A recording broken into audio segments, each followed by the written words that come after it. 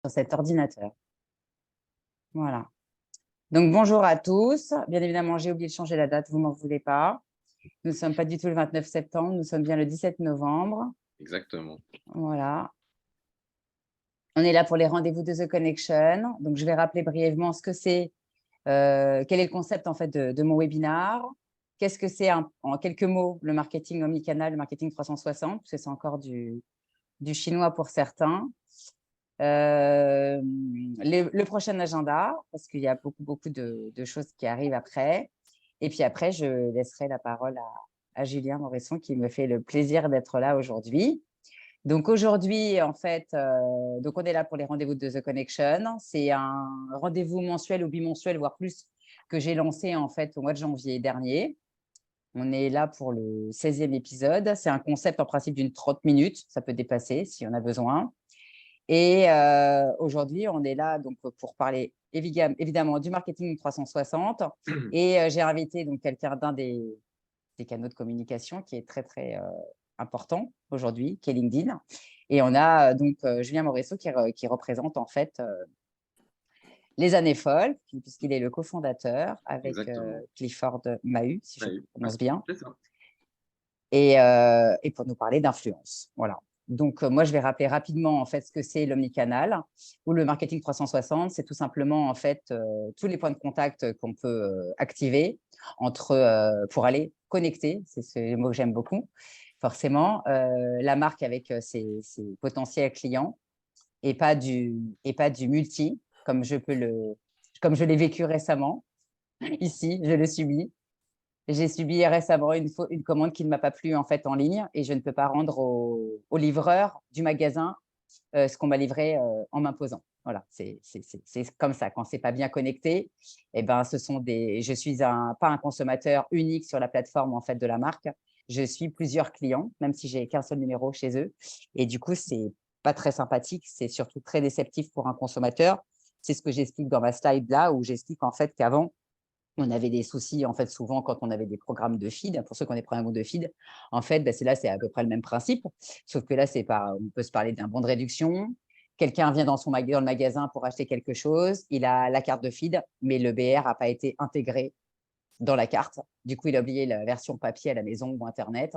Et ben, il n'a pas sa réduction. Donc, il y a deux solutions. Soit il achète son produit sans le bon, et il perd parce que parfois la valeur faciale, elle a une durée de vie pour un mois, 2 mois. Ça, c'est stratégique. Ça dépend en fait comment ils veulent booster les ventes sur des périodes données, bien évidemment.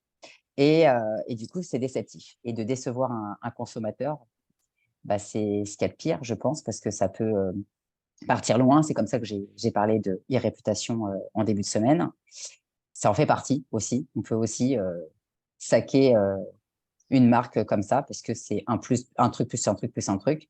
Donc après, c'est bien aussi d'en parler pour que aussi ils puissent arranger les choses. Peut-être on est tous là en fait pour s'optimiser. Donc voilà. Donc les canaux, je vais pas vous les lister, mais ils sont très nombreux. Il y a beaucoup de choses en fait qui font vraiment avancer le schmilblick. Et d'ailleurs, j'en parlerai la semaine prochaine un peu plus dans le détail, puisque il n'est pas là aujourd'hui parce il est sur un autre event. J'en parlerai avec Stéphane Coulot, en fait, de l'agence Web Mécanique, pour parler d'omnicanalité, comment on active justement en fait une marque avec plusieurs canaux, parce qu'on peut faire aujourd'hui plein de choses. Donc, et bien plus qu'on ne pense. Alors, il ne faut pas oublier le print, qui a toujours une place importante, même si les gens du digital sont persuadés que le print est mort ou le retail est mort. Non, non, je suis encore là et je lâcherai rien. Et la PLV, alors après, on peut la penser aussi en recyclé, on peut parler de plein de choses. Alors, il faut faire attention, bien évidemment, à la planète, mais il faut pas, il n'y a pas que les ads dans la vie, voilà, comme on pourrait dire. Donc voilà, j'avais fait donc un post à l'époque sur le sujet quand je me suis lancée. Et je pourrais en refaire plein d'autres et je vais continuer à en refaire d'autres pour expliquer, parce que je pense que les gens ont besoin que j'explique concrètement, que je rentre dans le détail, que j'explique, voilà, si vous êtes une marque de cosméto, si vous êtes un shampoing, si vous êtes, j'en sais rien, une paire de chaussures. La dernière fois, je l'ai pris avec un exemple de basket, comment on fait pour développer son business quand on est une marque de basket, etc. Parce que ça va, moi, j'aime le market, mais j'aime aussi les sales, parce que je reste persuadée que tout est connecté et entremêlé. Donc voilà, donc je vous l'ai dit avant tout, je reçois donc Stéphane Coulot la semaine prochaine de Web Mécanique pour de l'automation. On va parler d'omnicanalité surtout. On va parler ensuite le 12 janvier, on va parler de précarité. Je vais inviter quelqu'un qui n'est pas encore très connu. Mais bon, j'ai appris ce matin que grâce à quelques clics que j'ai pu faire et grâce à Philippe ou entre autres d'autres personnes que je peux avoir dans mon réseau, il a fait 260 000 vues sur un post où on a actionné tous notre réseau. Et je pense que de toute façon, pour la précarité ou pour les CV, c'est bien de le faire parce que les gens ont besoin de manger, les gens ont besoin de vivre décemment, avoir un toit, de quoi manger. On est quand même au XXIe siècle. C'est pas normal qu'il y ait des gens qui soient dans la rue ou à qui il doit rester seulement 30 euros pour faire le mois. On ne vit pas avec 30 euros. Enfin, je vois pas comment on peut manger avec 30 euros. Donc, je vais l'aider à ma façon, comme je peux. Voilà. Donc, j'aimerais bien qu'il fasse d'autres choses. Hormis venir, on va voir comment on peut réfléchir à tout ça. J'ai commencé à activer mon réseau autrement. Et ensuite, j'ai rencontré quelqu'un hier pour parler d'un budget pour un de mes prospects. Et du coup, j'en ai profité pour savoir si ça lui faisait plaisir de venir parler de PR et de médias.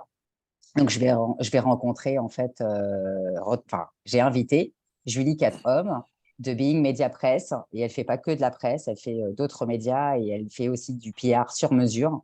Donc, c'est vrai que tout ce qui est relations publiques, en général, c'est un peu la bouteille à la mer lancée comme ça et on ne sait jamais si on va être vraiment publié. Voilà. Et parfois, ça va plus loin. Et là, aujourd'hui, elle permet en fait aux gens de le faire comme on le veut, proprement. Bien évidemment, tout passe par de l'anticipation. Voilà. Donc, je cherche toujours des gens dans le digital pour ceux qui veulent venir parler du digital, sur des sujets bien précis. On peut parler d'achat publicitaire sur les réseaux aussi, parce que c'est un domaine qui est important. On peut parler de pop-up store, d'event, de création de contenu, de relations clients, de CRM, etc. et de relations réalité augmentée. Donc, on peut en parler à l'infini. Et on verra s'il n'y a pas d'autres tendances en fait pour l'année prochaine. Donc voilà. T'es dans l'anticipation, hein, dis-moi. Ouais, ouais, je suis obligée. Et c'est comme ça que j'ai avancé parce que tu vois, au départ, j'avais un, deux rendez-vous. Et au fil du temps, en fait, j'avais rien d'acté, en fait. Et les rendez-vous se sont greffés comme ça, les opportunités, voilà, au gré de mes connexions, comme on dit. Et je ne crois pas au hasard. Je crois qu'il n'y a que des rendez-vous. Donc voilà. Donc, moi, je vais te laisser la parole parce qu'on est là pour un spécial influence, ton expertise. Peut-être que tu vas parler des années folles parce que tout le monde ne vous connaît pas. Et Bah après, oui, bah oui, oui. alors après, c'est pas place aux questions. Moi, je préférerais, et je pense que tu vas préférer aussi, que les gens interagissent et que de la Oui, bien sûr. communication, voilà, que les gens posent des questions au fur et à mesure plutôt que d'attendre. Donc voilà. Alors, première, je vais essayer de faire Non, moi, un je pitch ou une présentation la plus interactive et que ça ne soit pas trop boring pendant une demi-heure en temps d'un monologue. Donc moi, je suis donc Julien Morisson. Effectivement, je suis le cofondateur de l'agence Les Années Folles. Je vais bien sûr expliquer ce qu'est l'agence Les Années Folles. Avant ça, j'ai une première vie j'ai suivi des études en droit à la base, donc très éloigné du monde du digital et du marketing, et j'ai exercé en tant que DRH dans des grands groupes, donc à des années-lumière du monde du digital, enfin des années-lumière. En tout cas, c'était pas dans mon scope en direct, pour être plus précis. En revanche, et ça sera le fil conducteur, il y avait l'accompagnement de cadres parce que j'étais au siège, et je dirais que c'est un peu le pendant avec ce qu'on est amené à faire avec les influenceurs que désormais nous accompagnons. Ça, c'était pour ma première vie. Les années folles, c'est né durant le Covid. Assez simplement, en fait, avec mon associé, on avait constaté deux choses. Moi, j'avais une première activité où j'accompagnais des cadres, et j'ai des influenceurs qui m'avaient contacté pour savoir si j'acceptais de les représenter. Et à l'époque, ce n'était pas tout à fait mon business, donc j'avais dit c'est gentil, mais non, pas particulièrement. Et en parallèle de ça, j'avais des entreprises, des entrepreneurs, des amis dans des incubateurs qui avaient du mal à se donner de la visibilité parce que il n'existe finalement pas grand-chose. Il y a du paid, mais ce n'est pas toujours super pertinent. Il y a les publics rédactionnels, mais dont l'intérêt est parfois relatif. Et je me suis dit, mais finalement, si on faisait le go-between entre des gens qui ont une visibilité sur LinkedIn, à l'instar de ce qui existe sur Insta ou sur Facebook ou sur YouTube, et avec des entreprises qui, elles, ont un produit ou un service et pour lesquels ils ont besoin de toucher une cible particulière, ça pourrait être pertinent. Et donc, les années folles, c'est né de ça. Et juste pour la petite référence historique, parce que j'aime bien l'histoire, et donc les années folles, juste C'est une période qui a couvert entre 1920 et 1930, et donc il y avait un clin d'œil 2020-2030 durant le Covid. Voilà, il y avait cette référence, ce storytelling-là qu'on trouvait intéressant. Et donc, je dirais que Les Années Folles, c'est donc une agence qui fonctionne un peu comme telle, où on représente des influenceurs, des créateurs de contenu qui ne sont que sur LinkedIn.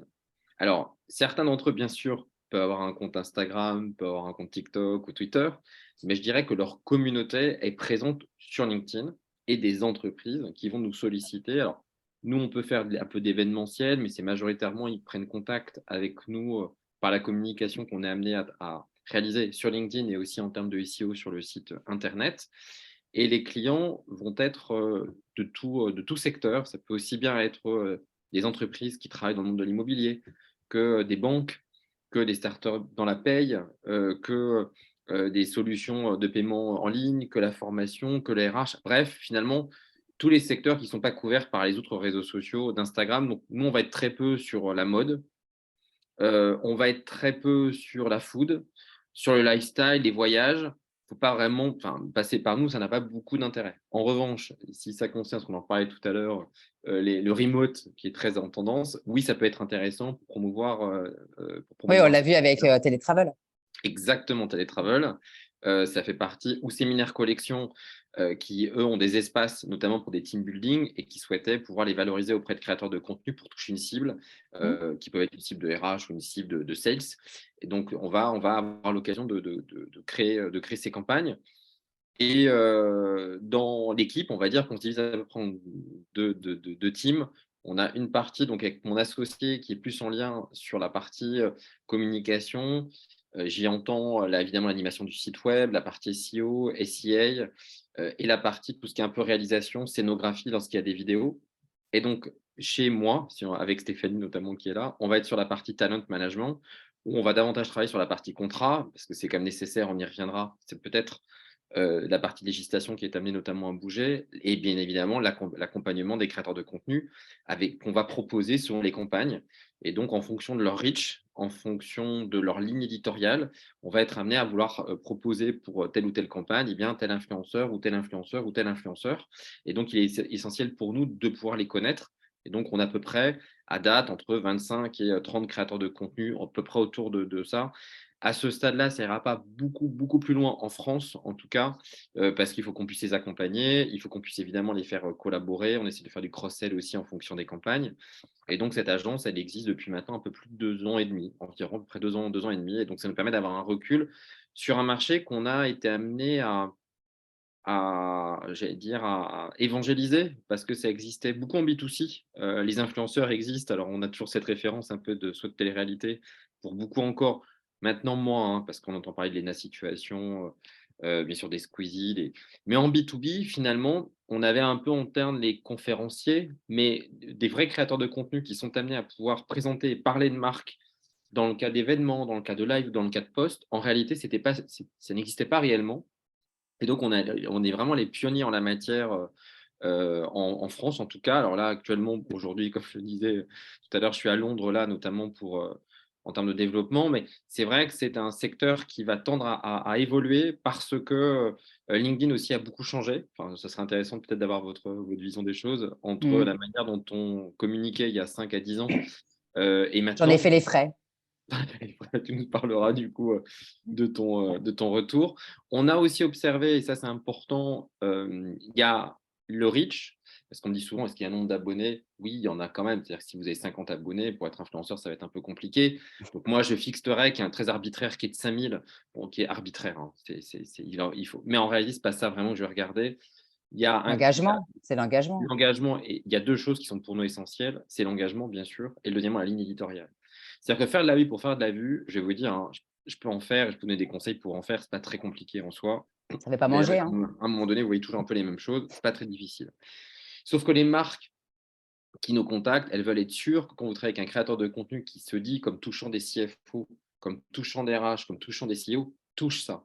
Et si ma communication ne repose que sur ma vie, mon œuvre et mes voyages, franchement, il est peu probable que quand j'explique à la marque, je vais prendre l'exemple d'American Express où ça peut être Payfit avec qui on a travaillé, qui voulait toucher des RH, ils vont vouloir s'appuyer davantage sur des créateurs de contenu qui soit ont été d'anciens RH, soit sont DRH ou soit dans leur ligne éditoriale touchent clairement des ressources humaines. Si c'est pour vous parler de la manière dont vous avez été accueillis dans l'entreprise et pourquoi les employeurs ne sont pas gentils ou sont très gentils, clairement, je vous le dis, ça ne marchera pas. Et même si je dis demain, vous faites 300 000 vues, je veux dire, c'est très bien, je ne te ferai pas travailler. Et j'ai 2 ans et demi maintenant, je le sais que je ne te ferai pas bosser. Et celui qui te dit, il va te mentir. Parce que les marques, elles ne voudront pas s'affilier, s'associer à quelqu'un avec qui l'image n'est pas suffisamment maîtrisée. Et donc, au démarrage, ça, on ne l'avait pas forcément vu. On avait plusieurs types d'influenceurs. Et maintenant, avec le temps, on préfère travailler avec des influenceurs qui sont, par exemple, une juriste. On travaille avec Florence qui travaille très, très bien, mais qui est sur une niche. Et on sait que, vu son style de communication, elle va toucher cette cible-là. Ou Ludovic sur du management. Là, on lance une campagne avec Céline qui est plus sur la marque employeur management aussi pour une marque de cosmétiques. On connaît ces niches-là plutôt que de travailler avec des personnes qui font de la visibilité, mais de la visibilité avec un contenu qui est très B2C finalement et pour lequel les marques se disent non, ça n'a pas beaucoup d'intérêt pour nous. Puis même derrière, il faut convertir. C'est ce que j'explique toujours à mes prospects ou à mes clients. Parce que avoir la cible, c'est bien, mais derrière, à un moment donné, il faut que enfin, voilà, que ça convertisse. Et si ça ne convertit Oui, pas, alors, tu c'est as embêtant. raison, mais et en tête aussi qu'une partie importante, des entreprises qui nous sollicitent, on est pour eux un mix entre un coup, certains nous voient comme du marketing, on a des échanges avec des marketeurs, mais quand on échange avec les RH ou quand on échange avec les communicants, ils attendent pas forcément ça. Ils attendent vraiment la notoriété ou de Noto, ok, noto, l'attraction. ok, Donc ok. c'est pas, alternatif. Ça peut être cumulatif, hein, bien sûr, mais c'est vrai qu'en fonction de l'interlocuteur, c'est pas les mêmes choses. Donc, on a Ok. effectivement parfois des personnes, et donc ça aussi, on le teste, notamment on pourra en discuter, on a des communautés un peu fake. Donc, ça aussi, on passe automatiquement par nous par une période de 3 mois, qui ressemble un peu à une période d'essai, mais dans lequel on veut s'assurer quand même que quand on vous propose d'influenceur à une marque, on ne se trompe pas, on a un gage de sérieux et on a une authenticité de communauté. On va reparler notamment des pods, qui sont un fléau un peu sur LinkedIn, malgré, alors ça s'est toiletté, mais quand même, ce qui fait que quand une marque travaille avec quelqu'un, elle va pouvoir 200, 300, 400 likes. Mais elle va aussi pouvoir s'étonner du fait que finalement, il n'y a pas eu une seule prise de contact. Bah, en fait, maintenant, oui, je sais pourquoi, je suis plus naïf. Donc, on essaie, nous, d'être vigilants. C'est pour ça qu'on travaille avec 25 créateurs qu'on connaît. Il y en a certains qui travaillent très, très bien. Mais parce qu'on sait que c'est authentique et on sait qu'on ne se trompe pas en les présentant avec des marques, ça va donner soit cette notoriété-là ou ça va permettre de convertir correctement, correctement. Mais ils Donc, deviennent un peu les ambassadeurs et c'est une exactement, caution. Il y a la caution derrière, il y a l'image. Et enfin, moi, j'en ai exactement. parlé là, il n'y a pas longtemps. Tu as bien vu, j'ai fait un post avec. J'avais l'autorisation de l'image de Dorine, bien évidemment, parce que nous sommes amis. Donc, du coup, je lui avais envoyé un petit message il y a plusieurs mois, parce que pour les gens qui ne le savent pas, je vais en parler bientôt. Je, je poste tous les jours, mais je ne poste pas à l'arrache. Tout est préparé à l'avance. Voilà, je suis vraiment organisée. Et du coup, je lui avais demandé l'autorisation. J'ai parlé donc de choisir le bon influenceur, justement, la semaine dernière, de mémoire. Et c'est vrai qu'il y a des gens qui n'ont pas compris. Il n'y a pas que les abonnés dans la vie, quoi. Et en fait, les gens derrière, si il y a des abonnés. C'est vrai que moi, j'ai pas les mêmes problématiques avec les prospects que j'ai. Ce qu'ils veulent, c'est vendre.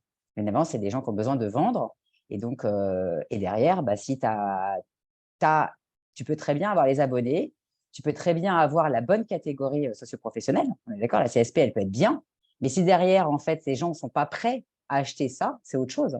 C'est euh, c'est Alors, pas en parce que. B2B, je dirais qu'on vend, comme j'aime à dire à des marques, on ne vend pas du shampoing ou des brosses à dents à 3,50 €. Voilà. Et ça, je pense qu'il faut l'avoir en tête. Donc, c'est vrai que, surtout au démarrage, il a fallu quand même évangéliser cette partie-là pour dire si derrière, vous voulez changer complètement votre système de paye, si vous voulez travailler sur un nouveau système de formation, si vous voulez mettre en place un système de carte de crédit pour l'ensemble de vos cadres, et, et heureusement, ça ne va pas se faire en 24 heures. On passe quand même par des processus de B2B, donc qui sont des processus de décision relativement longs, a fortiori lorsque vous voulez toucher des sièges et lorsque vous voulez changer des flottes de voitures, il y a des investissements derrière qui sont relativement C'est coûteux. clair. Donc, l'idée, c'est quand même que l'on puisse évidemment impacter cette image et qu'il y ait une concordance entre les deux. Et c'est vrai que on a des domaines où il y a des créateurs de contenu qui sont très présents, des domaines très pauvres.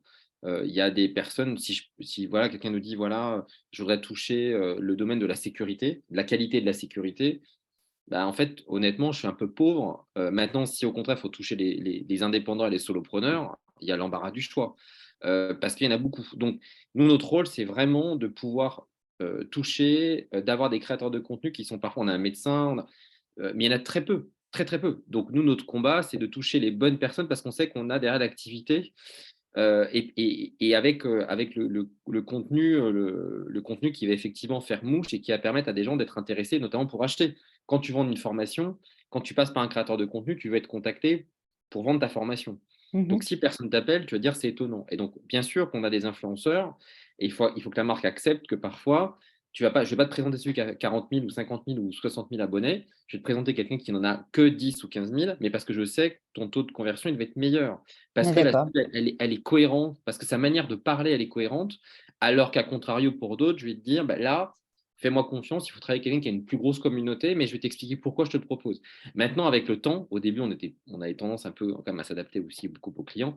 Maintenant, on a essuyé, évidemment, comme pour toute activité au démarrage, soit des échecs. On a des gens, enfin, donc on a les riches de certains qui ont des énormes communautés. Si vous saviez derrière la réalité, je pense que les gens seraient très déçus.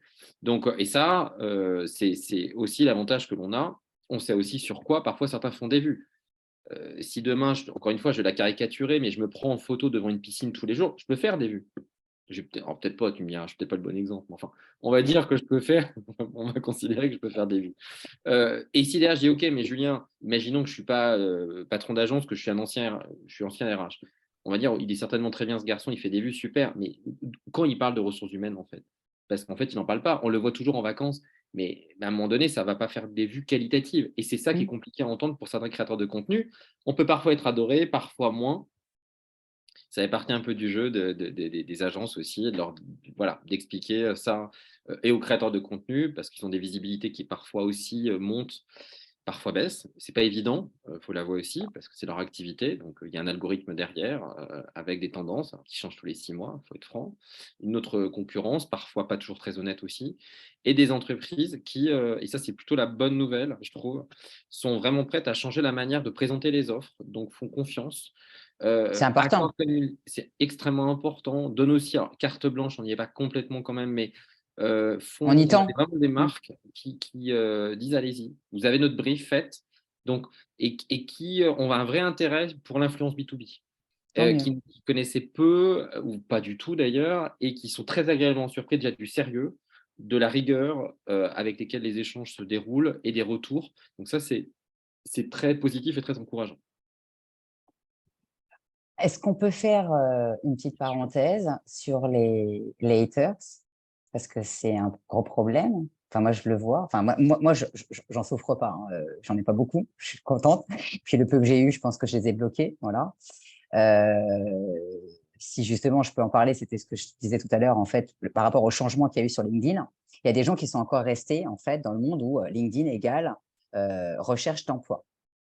Sauf qu'il y a longtemps qu'on a passé ce cap. Aujourd'hui, en fait, on est tous là, en fait, pour faire du social selling, hein, on va appeler ça comme ça. C'est pas réellement du vrai business. Je trouve que c'est plus joli de parler de social selling parce que l'air de rien, on crée du lien, on fait on vend. Moi, je vends rien. Moi, je vends rien. Il y a pas d'argent. Je parle pas d'argent. Enfin, je parle rarement d'argent. Il y a personne qui reçoit des mails de moi en me disant bonjour, je coûte tant à l'heure. Quand est-ce qu'on signe? Parce que c'est pas comme ça en fait pour moi qu'on vend des choses. Mais peut-être parce que j'ai aussi un background derrière de vendeuse, enfin de commerciale.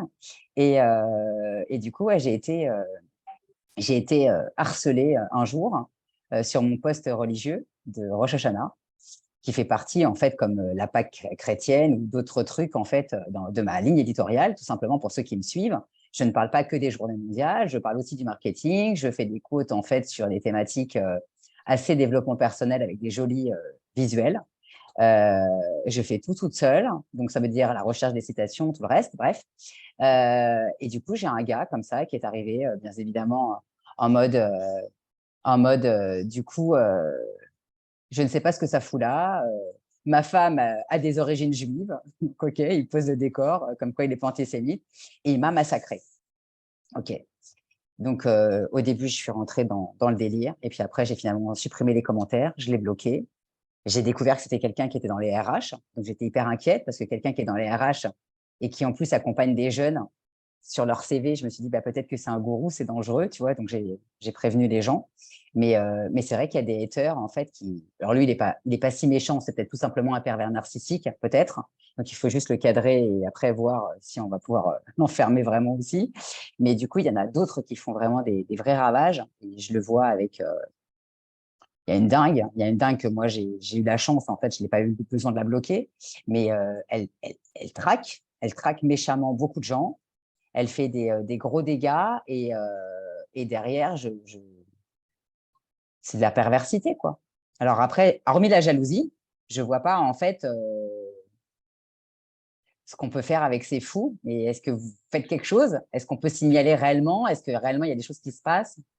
Alors, il y a plusieurs finalement, points soulevés. Je dirais que pour un peu l'historisation, au démarrage, c'était pas, il y avait effectivement la recherche de job et des conseils CV et aussi du partage uniquement très, très professionnel. Et donc, les haters, d'ailleurs, quand nous, on a créé l'agence, on se faisait fort de dire il n'y a pas de haters pour une raison qui est assez simple, c'est qu'il y a l'emploi que vous occupez, l'entreprise dans laquelle vous exercez, il y a vos historisations, donc c'est plus compliqué de vraiment être dans une politique plus agressive. Ça, c'était très vrai. Je dirais, il y a encore 4-5 ans, il n'y en avait quasiment pas du tout. C'était un réseau qui était assez prémuni contre ça, parce que c'était des publications qui étaient très professionnelles. À partir du moment où on a une nouvelle génération qui a souhaité publier différemment, alors ça arrive aussi dans le même temps au Viadeo. Historiquement, hein, LinkedIn représentait les cadres des 4 sup, là où Viadeo représentait, en tout cas en France, bon, qui est mort, hein, l'ancien Viaduc, représentait plus les non-cadres. Viadeo est mort, donc on a une partie aussi avec d'autres codes qui sont arrivés sur LinkedIn avec une outil de communication. Et donc, on a non-cadres qui sont arrivés avec autre chose et des nouvelles générations qui est arrivée qui parlaient plus de leur vie privée, plus de leur ressenti, plus de leur partie émotionnelle. On a mécaniquement eu les mêmes modes de fonctionnement que sur les autres réseaux sociaux parce que la barrière qui était une barrière professionnelle a été cassée. Et donc, il faut s'attendre à ce que, naturellement, à partir du moment où on parle de ses convictions, qui soient familiales, qui soient religieuses, qui soient des orientations sexuelles, qui soient toute cette partie-là, à attendre des gens qui, naturellement, vont dire, à partir du moment où on considère que ce n'est plus une démarche professionnelle, tu t'exposes. Bon, donc ça, c'est un point qui est important. Deux, on a, nous, des influenceurs qui ne connaissent jamais de commentaires ayant trait à des propos haineux ou désagréables. Et d'autres, c'est très récurrent, parce que leurs styles éditoriaux, évidemment, sont totalement différents. Après, moi, je considère que si vraiment… Alors, certains des influenceurs vont nous dire chez nous, ça apporte de la visibilité, du reach. Alors, parfois, moi, ça me crispe un peu. Ça apporte de la visibilité, bon, ok, très bien. Les marques détestent ça, je préfère le dire tout de suite, elles détestent ça. Donc, quand il y a un commentaire qui est un tant soit peu, et je l'entends, hein, un peu désagréable, ou elles demandent soit une réponse ou de le retirer. Quand il y a quelqu'un qui est vraiment déplaisant, moi j'ai tendance à dire, écoute, si vraiment ça t'horripile, bah, supprime et bloque-le. C'est-à-dire ce que tu as fait, si vraiment c'est problématique. Mais à partir du moment où tu es dans une démarche, on est… les propos, quand c'est des débats d'opinion sur un avis ou, je ne sais pas, moi, sur l'orientation de telle entreprise, ou c'est les prix pratiqués par telle entreprise, on est sur des choses très analytiques. En fait, ça déborde à partir du moment où on va être sur de l'émotionnel. Et ça n'existait pas, finalement. C'est très récent, cette tendance-là. Et j'entends bien que ça agace. J'entends bien que… Mais encore une fois, vous en avez certains qui n'auront jamais ça. Parce que leur communication, je prends Florence parce que c'est la caricature, entre guillemets, elle fait des analyses de droit tous les jours. Elle n'aura jamais de problème parce qu'elle est dans une analyse, quelque chose de très analytique en soi. À partir du moment où elle va dire, elle va donner un avis, si elle part dans pourquoi cette loi est nulle, pourquoi cette loi est bien, pourquoi cette loi est pour employeur, pourquoi elle mettrait le pied vers quelque chose qui est plus exposant. Il faut accepter les règles du jeu d'un réseau social à partir du moment où on expose. Alors ça dépend des gens, et ça, bien sûr, hein, et ça dépend des communautés aussi qu'on s'est créées. C'est ça aussi qui va jouer. Alors, on ne peut pas tout suivre, hein, bien sûr, mais moi, en l'occurrence, j'ai jamais eu à titre personnel, j'ai eu des gens avec qui j'étais pas d'accord pour le coup, surtout quand on fait un peu des plateaux télé, des choses comme ça, mais parce qu'il y a un truc aussi un peu complotiste parfois qui s'est dessiné, que j'entends aisément. Donc moi, ma technique, elle est de dire, il y a des influenceurs qui considèrent que ça augmente la visibilité, d'autres qui veulent les bloquer. Il n'y a pas une règle qui est immuable. Quand vraiment ça va trop loin, il est possible de signaler le post, mais quand vraiment ça va trop loin, ça reste un réseau social.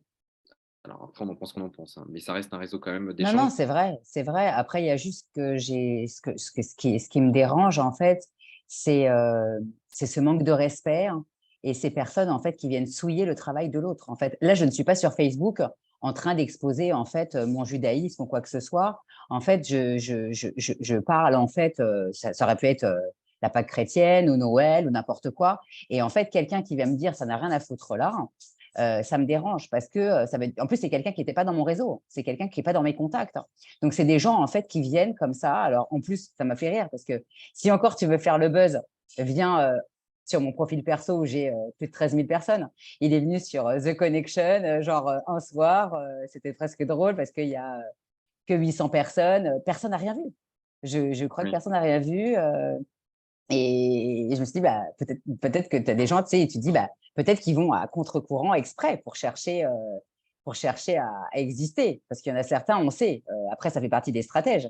On te dit, quand tu connais un peu le monde de LinkedIn, enfin, entre autres, le fonctionnement, on te dit, bah, ça ne suffit pas de poster, il faut aussi que tu ailles te faire connaître. Donc, tu vas chez les gros, tu vas chez les petits, tu donnes un coup de main à un tel, tu aides ton prochain, quoi, et tu te fais connaître aussi comme ça. Le truc, c'est qu'on en Mais revient un peu à la. Moi, je vois bien la tendance, que là, ça va reprendre un peu une question, le rapport avec Instagram. Moi, je pense quand même que attention à ne pas tomber dans les tendances parce que, alors je ne vais pas faire la métaphore, la comparaison avec ce que disait Gabriel Chanel, la mode se démode, le style jamais, mais un peu quand même. C'est-à-dire que quand on veut être à la mode de ce qui se passe, eh ben, faut toujours en faire plus. C'est-à-dire que là, la mode, c'est la photo. Je pense que vous l'avez tous vu sur les feeds Internet. La photo, absolument pas naturelle, de quelqu'un qu'on imagine bien en face, qui vous prend derrière un ordinateur avec une jolie poster, avec une storytelling qui moi, franchement, bon, voilà, je trouve ça pas très intéressant. Donc, c'est des codes d'Instagram qui vont passer. Il y a eu en 2020, c'était des coachs LinkedIn, je ne sais pas si vous vous souvenez, c'était du coach LinkedIn, coach LinkedIn, coach LinkedIn. L'année dernière, c'était du copywriting, copywriting. Maintenant, c'est du ghostwriting, ghostwriting. Et tous les ans, je dirais que la frénésie, elle bouge. Mais ceux qui ont un style éditorial depuis 2, 3, 4 ans, en réalité, eux, ils sont passés, je dirais pas à travers les gouttes, parce que c'est pas vrai, mais je dirais qu'ils ont été, et de mon point de vue, c'est leur force, ils ils sont sont restés eux-mêmes. ils sont restés eux-mêmes, ils sont restés sur du fond. Et quand il y a, en fait, quand vous avez quelque chose à raconter de votre expérience avec des conseils, en réalité, vous n'êtes pas vraiment concerné. C'est-à-dire que si vous êtes un ancien financier, un ancien marketeur ou un communicant ou un vendeur et que vous parlez de votre activité, des conseils, en réalité, c'est quand vous n'avez pas grand-chose à raconter. Et malheureusement, je trouve que pour beaucoup, Mais c'est creux. c'est creux, quoi. Et en fait, c'est bien le problème. Et donc, oui, le problème, c'est pour faire l'écho à ce qui est la mention d'Instagram. Et parfois, quand vous n'avez pas, je ne vais pas dire la culture, c'est comme la confiture, moi, on en a plus on l'étale, mais un peu quand même, quoi. Foncièrement, pour certains, je me dis, mais en fait, il y a tellement rien à raconter. Il y a tellement, si vous savez le nombre de créateurs de contenu qu'on a vu dans des chambres de bonne. Alors, moi, ça peut sembler particulier, je suis dans un hôtel, hein, c'est pour ça que ça peut sembler un peu spécial, mais euh, ou qui nous disent en off, hein, c'est compliqué pour eux, et qui vont vous aider à tripler votre chiffre d'affaires. Parce que je vous conseille, ils vont dire, ils vont faire x3, x10, x50. Mais pour eux, ils se sont dit, on ne va pas le faire pour nous. Certains, c'est presque triste. Et on le sait. Donc, nous, on a aussi, parce qu'il y a une image un peu déformée de LinkedIn que j'entends bien volontiers, on a des créateurs de contenu qui s'apprécient plus ou moins aussi, donc on sait qu'ils se trollent certains entre eux, donc on essaie de veiller aussi. Il y a des clans, c'est très clanique, hein, comme tous les influenceurs, donc on le sait aussi. Ce qui Comme est un dans peu la vie, hein. Dans la vie, il y a comme des dans la clans. vie, exactement, comme dans la vie. Ce qui est un peu triste, c'est l'espèce de frénésie. Alors, vous avez tous des emails, j'ai tout boosté ton chiffre d'affaires. Ok, mais dans ces cas-là, moi, je veux avoir des conseils que tu vas exposer. Et quand moi, j'en peux plus on m'a dit que j'étais trop introverti. Hein, et très bien, bon, très bien, super. On m'a expliqué que je n'y arriverais jamais. Très bien. Ou comment j'ai fait mon premier million en 15 jours. Et quand on regarde, il n'y a rien. Certains n'ont même pas de site internet. Certains n'ont même pas de code SIRET. Nom d'une pipe. Excuse-moi, je vais faire mon vieux, mais J'en ai pas, parce que je c'est suis en Israël. bien sûr, mais quand tu es en France, tu en as un. Donc, c'est quand même. Il y a aussi ça qui s'est un peu développé. Donc, c'est vrai qu'on a des choses un peu fake. Il faut savoir que même en respectant le droit, c'est un problème. Parce que derrière ta communauté, alors je ne parle même pas de communauté achetée, parce qu'il faut savoir quand même, je me permets de le dire, on peut tout acheter. Mais quand je dis qu'on peut tout acheter, on peut tout acheter. On peut acheter les abonnés, ça vous allez me dire très bien, merci, ça on le savait. On peut acheter les likes, on peut acheter les commentaires, on peut acheter des votes. Donc, vous avez des gens qui vont faire 4 000, 5 000, 6 000, 7 000 votes. Ça me fait rire parfois. Et je me dis, c'est fou, il y a que 32 likes. C'est marrant quand même. C'est vachement fort. Les gens ont été hyper engagés sur. C'est Ils quand même sont cons en dingue. plus. En plus, ils sont cons, quoi. Oui, le SMIC à LinkedIn à 10 000 euros. Bah oui, évidemment. Sinon, ça n'a aucun intérêt. Donc, c'est vrai que. Et ça, nous, parce que les marques, elles ne sont pas fans. Et nous, il y a des profils qu'on a été amenés, dont je tairai les noms, parce que ce n'est pas l'objectif, que j'ai présenté, on m'a dit, ah non, surtout pas elle. parce qu'on sait que c'est fake, parce que j'en peux plus, parce que donc c'était il y a 2 ans, parce que ça respire pas des conseils. Donc quand vous avez quelqu'un qui vraiment est dans le partage de conseils ou de réalité, bon, bah, évidemment, ça suscite de l'intérêt parce que foncièrement, vous avez des vrais conseils, pratiques. Mais quand vous avez quelqu'un où tout repose en B2B, j'entends. Je suis pas moi, je parle vraiment de mon activité, hein, égoïstement, hein. Je parle pas, chacun fait ce qu'il veut, hein, c'est pas du tout. Je dis juste que pour mon activité à moi, les entreprises veulent travailler avec quelqu'un qui va toucher une cible B2B. Madame Michu, on adore Chantal et on adore Véronique et on adore Rachida, c'est pas la question. Mais on veut surtout toucher Michel, Rachida et Véronique qui vont être CFO, qui vont être CMO. Et donc, quand on a une communication qui ne repose que sur l'affectif, eh ben, il y a des marques, honnêtement, ça les intéresse pas. Mais ça peut intéresser d'autres, hein. C'est pas du tout, moi, je m'en fiche. Mais moi, j'ai une activité à faire tourner. Donc, à un moment donné, il faut quand même qu'il y ait une cohérence aussi entre les deux. Et donc, c'est vrai que là, on a une frénésie de beaucoup de freelances qui sont notamment à Bali, à Bangkok, à machin. Bon, que j'entends, parce que ça répond aussi à une nouvelle demande, mais foncièrement, il y a l'envers du décor qui est un peu comme Instagram. Voilà, c'est ça que je veux dire. C'est qu'il faut attention au miroir. Parfois, on rigole, hein, franchement. Parfois, ça nous fait rire. Quand on connaît certains qu'on représente et on les adore, hein, on se dit, ouais, là, il a été fort. Là. Sur ce coup-là, il y a été quand même. Il n'a pas osé. Par contre, on voit, ils n'ont pas osé. Si. On me dit, bon, là, Julien, je sais que tu ne vas pas. Tu sais, moi, je m'en fiche. À partir du moment où tu fais quand même gaffe à ce que tu racontes. Mais c'est vrai qu'il y a une espèce de miroir aux alouettes avec des dérapages. Parce que comme tout, on a des gens qui sont effectivement dans des pratiques déviantes. Tu parlais tout à l'heure de pratiques, alors je ne vais pas parler de pervers narcissique parce que ça répond à une définition propre, mais il n'y a pas longtemps, j'avais posté un podcast que j'avais vu qui était sur les pratiques à déviance sectaire. Pour certains, la quête de la visibilité est telle que ça peut pousser à des extrêmes pour certains. Vraiment. Et donc ça, on essaie de veiller, nous, à ce que les créateurs de contenu ne tombent pas dedans parce que c'est du business. Il ne faut pas se tromper, c'est du business pour certains. Quand vous en êtes rendu à vendre des formations, qui vendent des formations, qui vendent des formations, qui vendent des formations, on est ce qu'on appelle une pyramide de Ponzi, hein, très clairement. Et donc, on a parfois des créateurs assez jeunes aussi qu'on doit accompagner à faire attention. Donc, et ça n'existait pas il y a encore quelques années. Donc, voilà, il y a une nouvelle activité, c'est des nouveaux métiers qui sont Mais naissants. il y a beaucoup de métiers et il faut, enfin, moi, je le dis aux gens parce que après, bah, moi, j'ai un grand âge, ça se voit pas. Mais après, on est aussi, en fait, faut le savoir, les entrepreneurs, on est très seuls. Et du coup, on est aussi la proie de beaucoup de Bien gens. sûr. Et tu vois, moi, je suis un peu fatiguée. Alors après, chacun a ses moyens, fait comme il veut. Après, moi aussi, je coûte cher. Moi aussi, je coûte cher. Donc, je sais en fait ce que je vaux. Maintenant, j'ai pas envie en fait de rentrer dans un délire où, OK, alors, tu as tel problème à régler, bah, c'est 4 000. OK. Et là, tu te dis, mais et en fait, après, tu te remets dans une démarche en disant, mais tu te rends compte parce que du coup, je peux pas me permettre peut-être de le faire. Donc, quelque part, ça veut dire que finalement, je veux pas régler ce problème que j'ai. Ça, tu vois, derrière, il y a des conséquences, mais on va quand même pas faire. En plus, bah, moi, je suis, même si j'ai la nationalité israélienne, je suis pas du tout une israélienne. Ça veut dire que je ne dépense que ce que j'ai. Je ne sais pas dépenser. En fait, j'ai appris à gérer mon argent puisque j'ai été compulsive Bien dans le sûr. passé. Ici, ils payent en 8 fois chez Monoprix, quoi. Enfin, l'équivalent de Monoprix. Combien de Alors, tachloum? Tu vois, tu dois dépenser ce que tu après, quand as c'est et direct, quelque part, tu arrives à peu près à arbitrer comme tu viens de le faire. Malheureusement, ça n'est pas aussi direct que ça et ça passe par un processus. C'est-à-dire, je vais envoyer un message, je vois Franck ou je préfère faire la même chose avec Maxime. Je vais envoyer un message pour dire: «J'aime beaucoup ce que tu fais. On est un réseau qui s'aide et qui s'apporte beaucoup entre nous et si tu nous rejoignais?» On se dit: «Ah, pourquoi pas? Après tout, pourquoi pas?» Et on va rejoindre un premier groupe et dans ce groupe-là, il va y avoir une espèce de sentiment de collectif et donc dans ce sentiment collectif, on n'a pas être humain, on a envie d'être accepté par les autres, c'est humain. C'est mmh, pas du tout un truc qui est et donc, on va être amené à rejoindre un groupe et à valoriser le partage, ses communications. Et puis ensuite, on va être proposé d'assister à un événement ensemble. On se dit, finalement, il n'y a rien de mal. Et puis un deuxième événement ensemble. Et puis on va être amené à critiquer de manière subtile certains et pas d'autres. Et on va être amené cette fois-ci à demander à participer. Ce n'est pas une obligation, c'est fortement suggéré. Ça passe ensuite par, mais c'est des préceptes un peu de déviance, c'est-à-dire un rapport en général, il y a deux grandes tendances qui vont se dessiner assez vite. C'est un rapport au sommeil qui va être particulier, donc on va commencer à avoir des messages à des heures pas possibles. Et on va aussi commencer à avoir, notamment quand on part 2, 3, 4 jours à l'extérieur, tout de suite, il va y avoir un rapport à l'alimentation particulier.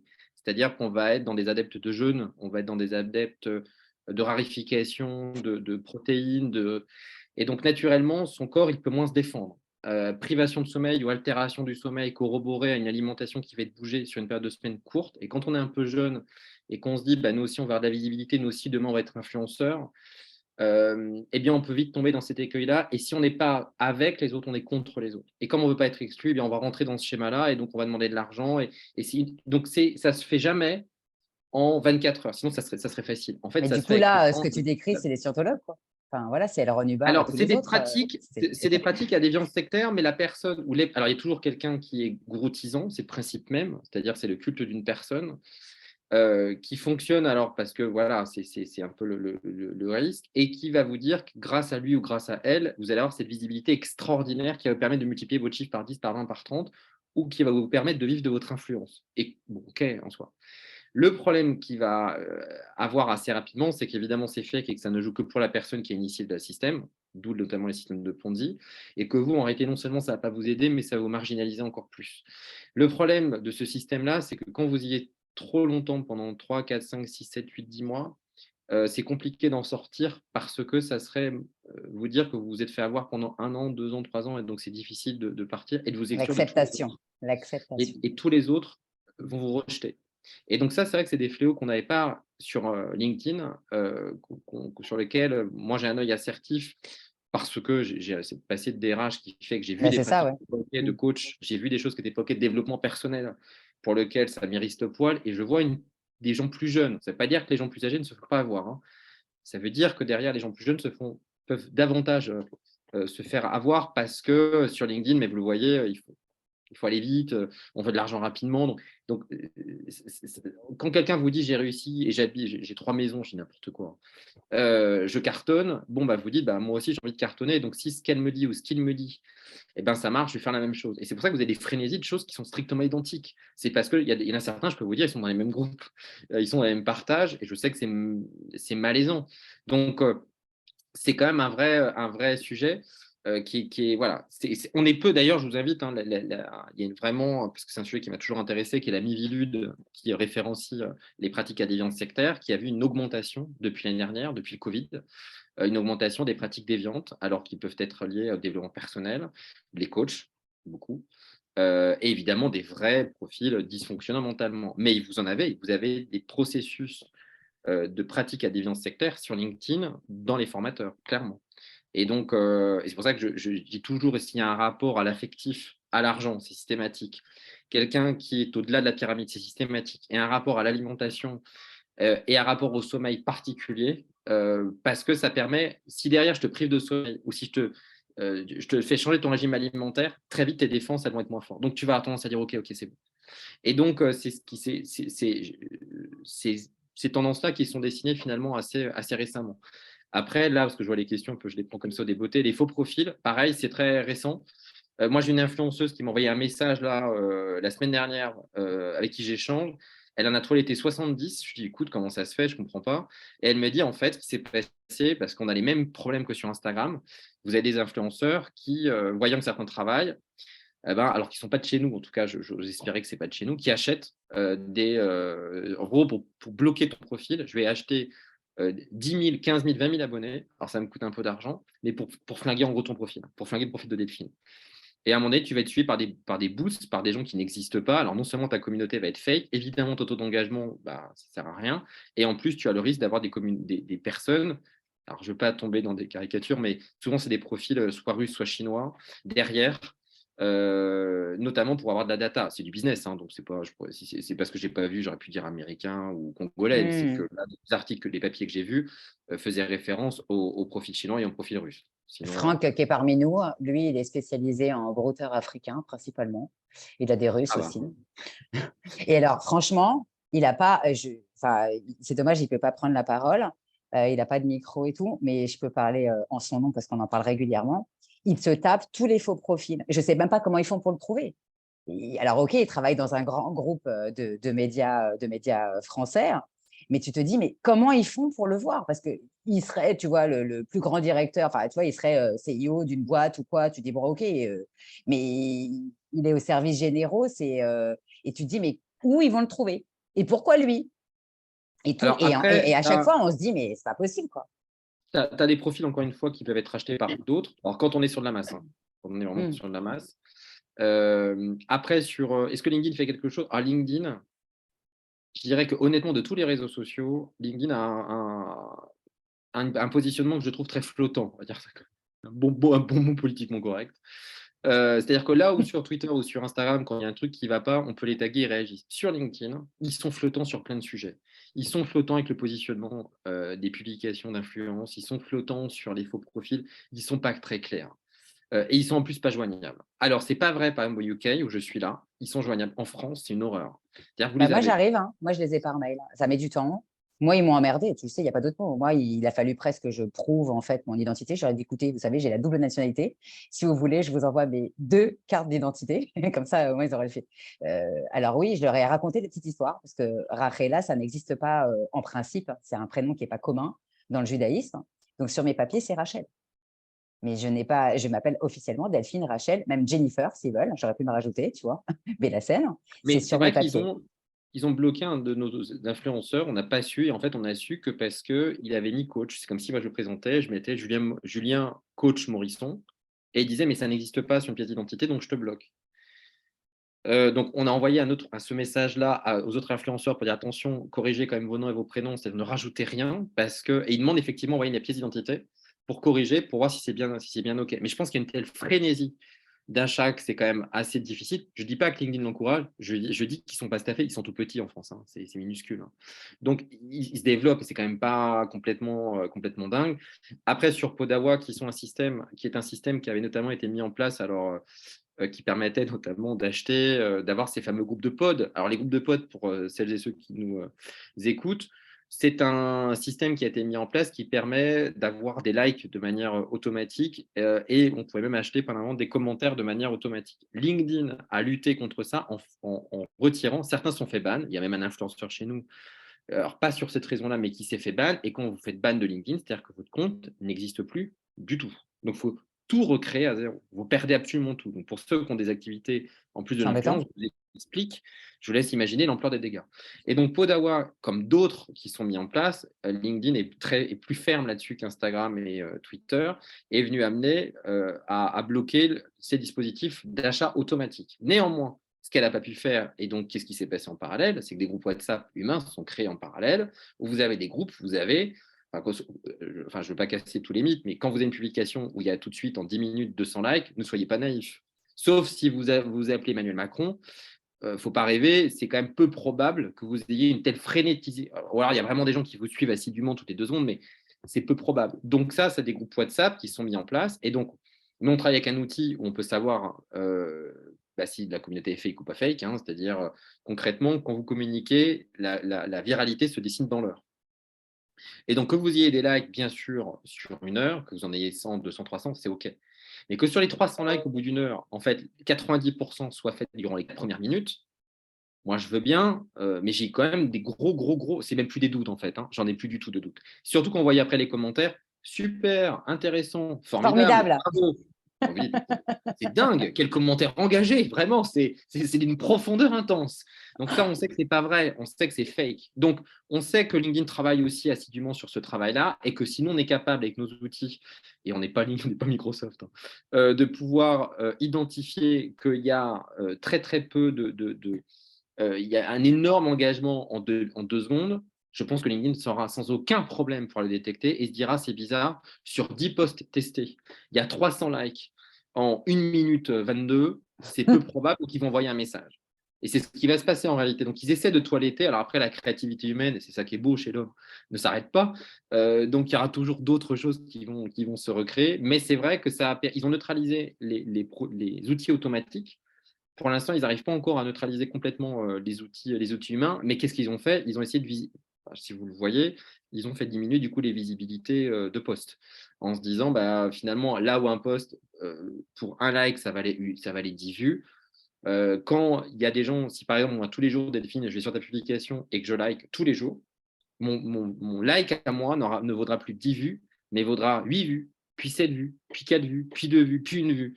Et à la fin, tu te dis, je ne comprends pas. J'avais 30 Julien qui venaient avant tous les jours, et je faisais 2000 vues, pour l'exemple, et maintenant, j'en fais 200.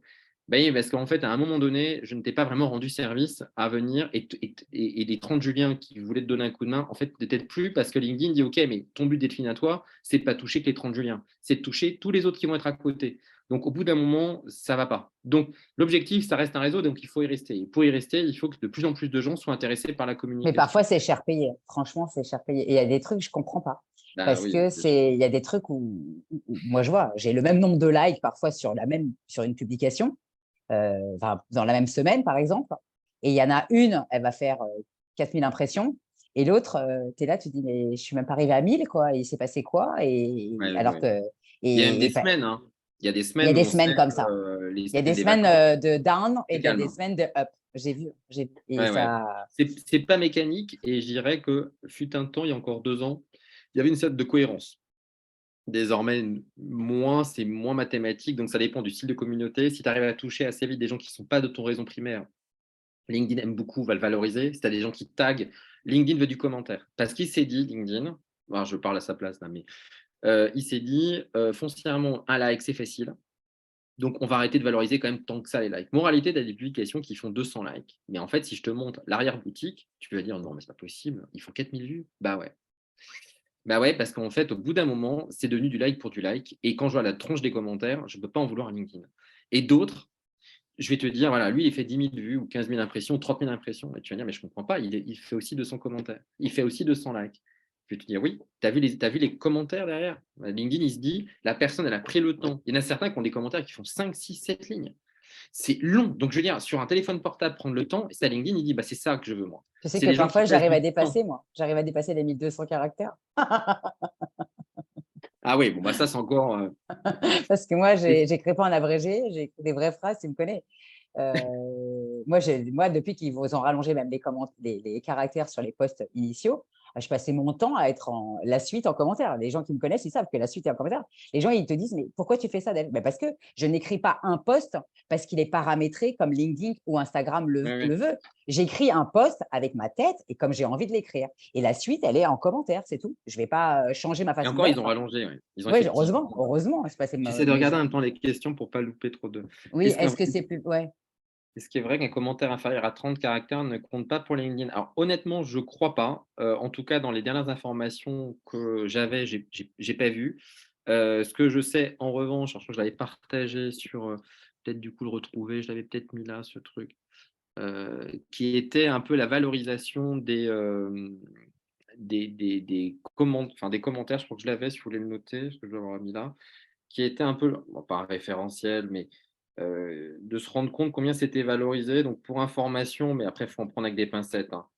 En gros, un like, ça vaut une vue, après, un truc comme ça. Un clic, c'est 4 en plus. Un partage, c'est 7 en plus. Et un commentaire, c'est 12.